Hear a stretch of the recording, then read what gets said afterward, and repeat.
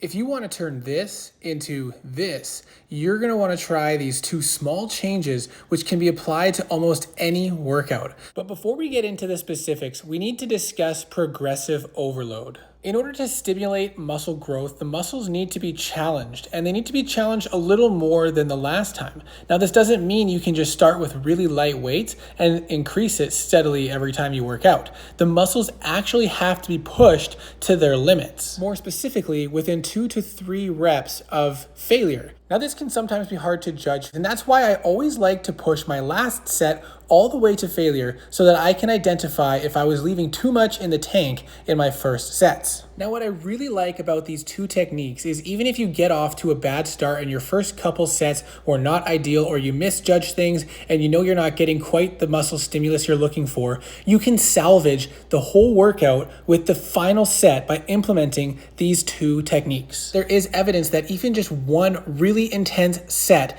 per week per muscle group is enough to stimulate significant muscle growth. So what are these two techniques that you can use to even progress with as little as one really intense set per week? It's the use of drop sets and long length partials. Drop sets are a great way to increase the intensity of a workout. They work really well on the final set to really burn things out. Long length partials are a more recent thing which has been showing up more and more in research to be superior to even full range of motion in several studies. So the idea with a drop set, whether it be your only set of the workout or the last set that you're going to do for an exercise, is that you use the weight that you're typically using. For me in this video was 35 pounds for dumbbell curls.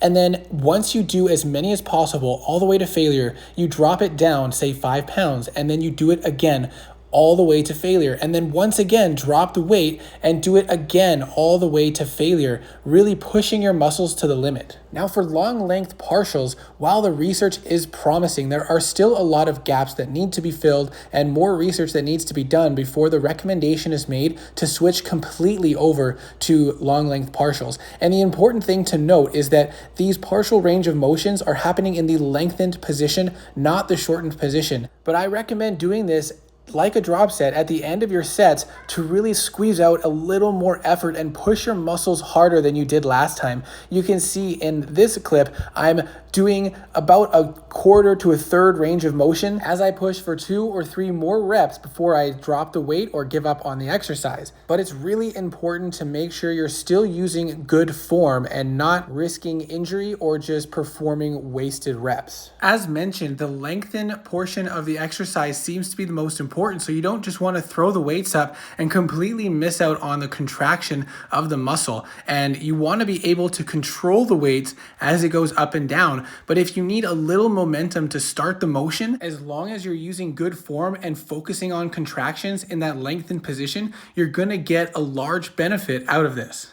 So I hope this quick breakdown was helpful, and I hope I explained it in a way that was easy to understand. Please let me know in the comments what your thoughts are, if you're going to include this in your workout, if you don't already. Let me know if you have any suggestions or feedback for me. And please, please, please, if you want to support me, hit that like, drop a comment, and subscribe.